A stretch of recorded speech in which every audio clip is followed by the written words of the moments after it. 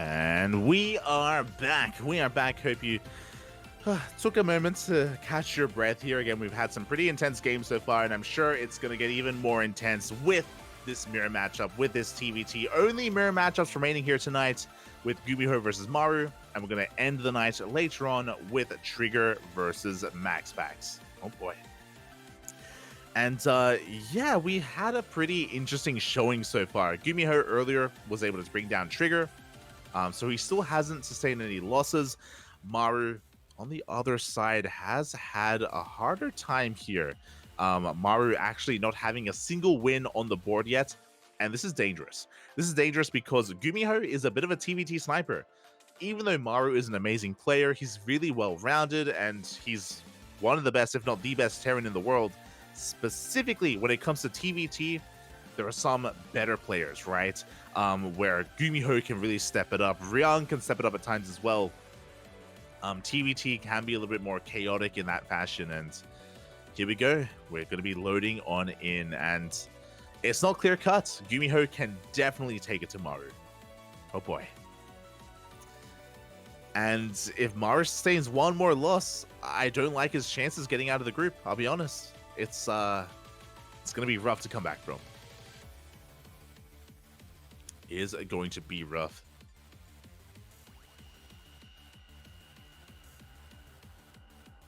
The tuna jams in the chat. It's beautiful. If Maru loses to GuMiho, is he out? Not exactly. He still has 2 more matches tomorrow, but it's going to be difficult. He's going to have to win his matches tomorrow if he wants to make it out. And here we go, spawning in the bottom left-hand corner of Royal Blood. We have the South Korean Terran player representing himself. The Madman is teamless, but he is also the runner-up of ESL Masters Summer. It is GuMiho. And spawning in the top right-hand corner, we have his opponent. We have the South Korean Terran player representing Onside Gaming, the Red Terran. It is Maru. And to put things into context, so because it's round robin, if Maru were to lose this series, it isn't just that he has to win every single series moving forward in a 2-0 fashion. He's also going to have to rely on other players like losing and other players having a hard time. There's going to have to be some walls, some lines are going to have to be drawn, calculations will be made, and we're going to get into that tomorrow. Again, it's a 2-day group. Tomorrow is the second half of the group, so we don't really want to get too ahead of ourselves, and we don't want to speculate too much, but at this stage, Maru does need a win on the board. And a lot of this, again, is just because of how stacked this group is. This group is the group of death. There's Serral, Maru, MaxPax, Showtime, GuMiho, like the best of the best are here. Trigger as well. It's not an easy group at all. And you can see that even a player like Maru can at times struggle. Now, bearing in mind as well that the losses from Maru, they have been Serral and MaxPax. Like, I mean, come on. Losses that, we could definitely see Maru sustaining losses too. And moving forward, you could argue that these next matches from Maru are going to be easier when it comes to the remaining players. So there is definitely potential here to come back, to bounce back when it comes to those scores. For the time being, double gas opener from both players, into the racks, into the factory. No proxy, not this time, as GuMiho is moving out with his first Reaper. Very bold move here out of GuMiho. Maru is looking for proxies. GuMiho is just sending it across the map. This is typically illegal. This is typically not something that you can get away with in TvT, but it's going to pay off as he does get eyes on the CC on the low ground, and he's able to get the hell out of there. The reason why this can be really scary is that if it was a reactor opener or a 2-racks opener, then 2 Reapers of Maru would be out a little bit faster and they could punish GuMiho. But yeah, we can see GuMiho just backing off, consolidating his forces, joining up here with his second Reaper and moving out. Both players are expanding on location. Starports are on the way. So far, nothing too crazy. Oh, but Maru shoots first, and he takes down the first Reaper. A rough start for GuMiho. He has to split up his forces, and he has to relinquish map control. Again, GuMiho, he reacted 1 second too late, and 1 second is at times all it takes. As he's working towards his 1-1-1, so is Maru. Cyclones are on the way. Expansion is getting up and running. Nothing too crazy. Everything looking as it should. Oh, interesting. The first big deviation. Maru is going for a drop. He's going for a medevac. He's looking to be very aggressive here with this army. Going to be very in the face of GuMiho. Meanwhile, GuMiho goes for a tech lab on his starport. Should be for Raven production. And there we go. The first Raven is on the way. So a much more standard opener here from GuMiho. More aggressive from Maru.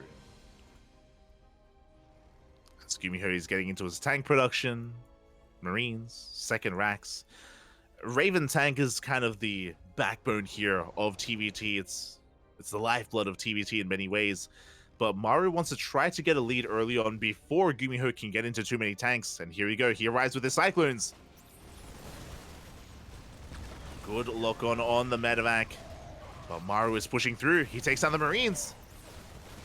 The Raven does arrive. And do we have enough for an auto turret? The Raven, it's going to go down.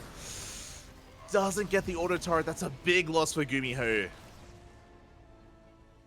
This is getting out of hand. We now have a second Cyclone. We get the lock on off, and GuMiho, he's losing everything. He has one tank left. The boys, they have to be pulled. Good target firing out of GuMiho. He's going to be able to hold on. The repairs are good enough. The repairs are good. Jesus. Did I speak too soon? The tank, it goes down. GuMiho overextending, playing with fire. GG gets called, and just like that, Maru takes game number 1. GG. Things escalating very quickly there. Very good control out of Maru overall with his Cyclones. And again, an overextension from GuMiho towards the end, but he was already up against the wall. And just like that, Maru is 1 game away from taking the series. From the beginning, it was an uphill battle. That's the danger here of TvT, is that if you lose one Reaper early on, that like things can very quickly swing in favor of your opponent. And that did allow, of course, Maru to get map control. It did mean that his build was unscouted, and yeah, GuMiho, he was having a really hard time reacting to it.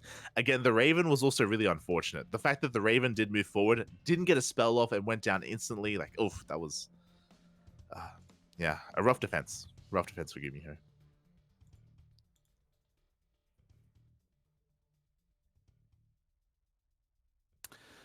And now we are getting ready for game number 2. Oof. You can see Maru smiling to himself. He's being... Oh my god.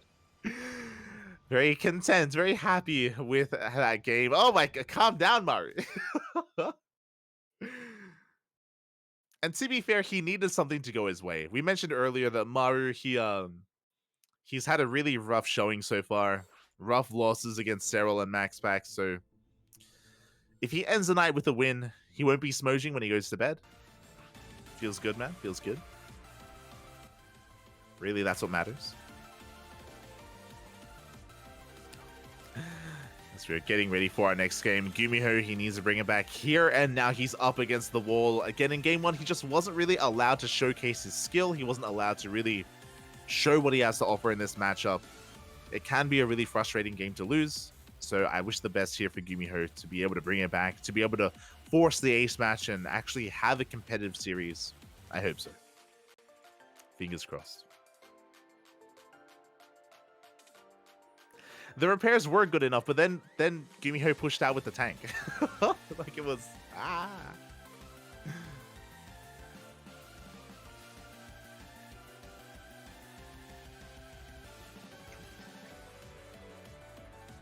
But here we go. We are getting in. Game 2 is going to be taking place on Dragon Scales. Oh my god, that light is blinding for Maru. Jeez. It's hurting my eyes. But we are getting into our next game. And it could all end here.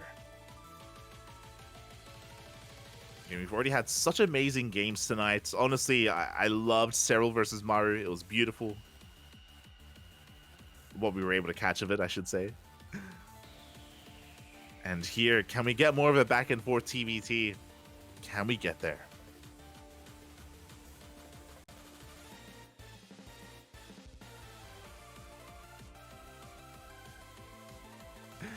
And here we go. Spawning in the top left-hand corner of Dragon Scales, we have the South Korean Terran player. Currently teamless, but the ESL Match of Summer runner-up. Looking to fight back, needing to fight back here in this game. It is GuMiho. And spawning in the bottom right-hand corner. One game away from taking the series in a 2-0 fashion. Representing Onside Gaming, the red Terran player, it is Maru. Oh, let's go. As GuMiho is not moving out with just one SCV, moving out with a second SCV as well. It's going to be a proxy 2 racks coming out from GuMiho. There's a very common location. There's a very common map for proxy racks as well. It's a very bold move of GuMiho to go for it. Maru, I'm sure this is going to be in the back of his mind. We'll see how he can respond. We'll see how he can react to this. So far unscouted, but that's fine. We'll see if Maru goes for a safety bunker on the high ground at the Reaper Cliff. It has been, done from time to time. So he could go for that to give him a little bit of a heads up as to what GuMiho, or to potentially the proxy racks of his opponent. And things are going to get really intense really quickly. There are going to be portions of this game where GuMiho has timings and windows where he has a Reaper advantage, where he has an advantage over his opponent, and he needs to use that to try to snowball out of control and get a kill on the Reapers. Maru, likewise, because he has a Reaper deficit, he's going to have to pull the boys. Going to have to pull workers here to defend and to help support and buffer for his army. There is that spotter depot from Maru.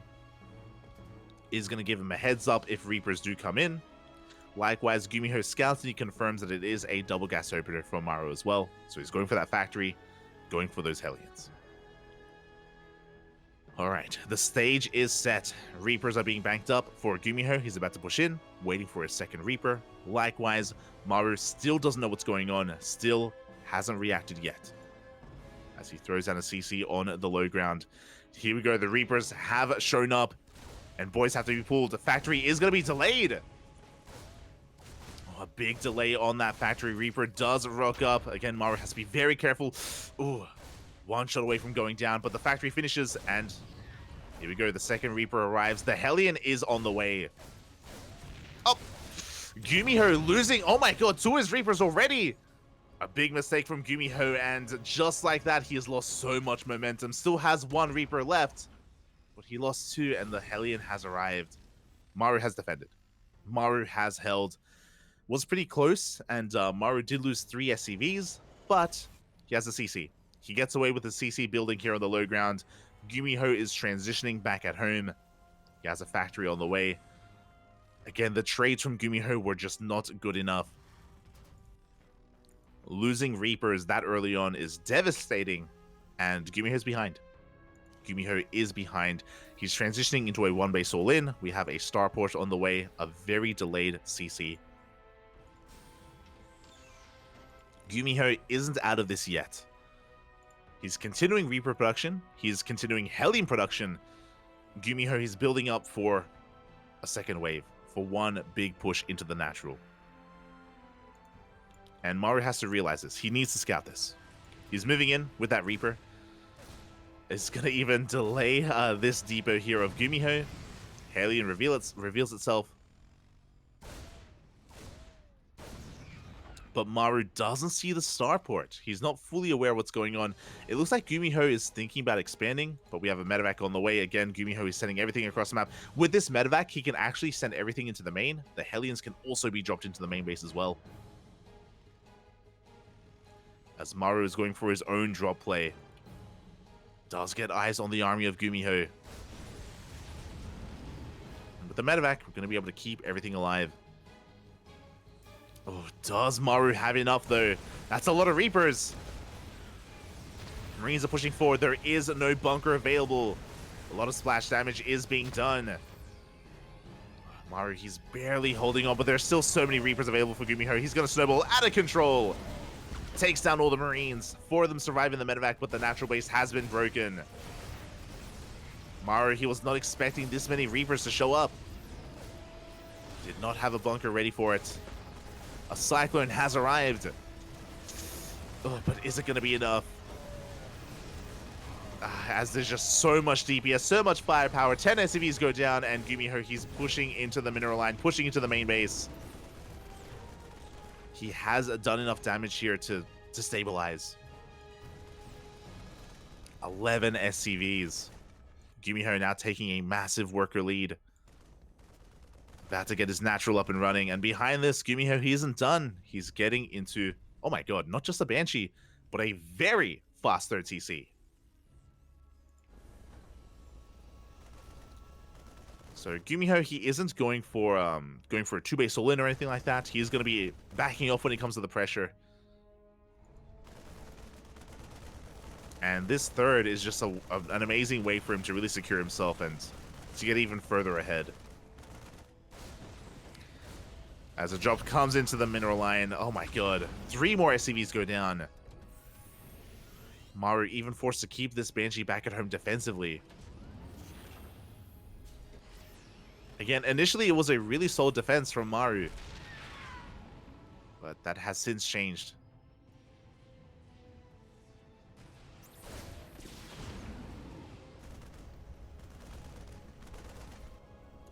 And we are getting ready for the Cloak Banshee harass. Now, thankfully, Maru does have a Raven, but he is being very active with said Raven. Is moving out. Up! As the medevac is going to get shut down.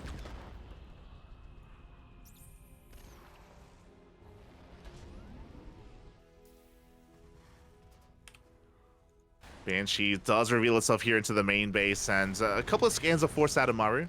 3 SCVs for 1 Banshee, and 2 scans. It's okay. Not amazing. Meanwhile, GuMiho is going into mech. We have a second factory on the way, and we have 2 more starports for triple starport production. TY, is that you? Going for a very interesting style of mech. Before that happens, though, Maru's pushing out across the map with his army, with a massive amount of tanks. Oh, he is being kited. GuMiho, though, he spent a lot of money here on his third, on his production. He actually doesn't really have too much in units. Too much when it comes to an army. GuMiho is in a lot of trouble. Again, he was cutting corners, being quite greedy. There is potential for Maru. And turrets are going to be going down. Maru has air superiority. He's going to be able to leapfrog forward with those tanks and get within range of GuMiho.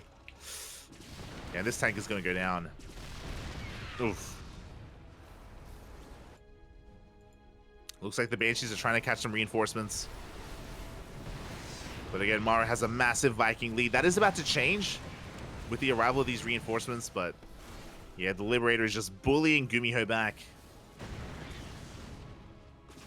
Maru's so committed with this 2-base all-in.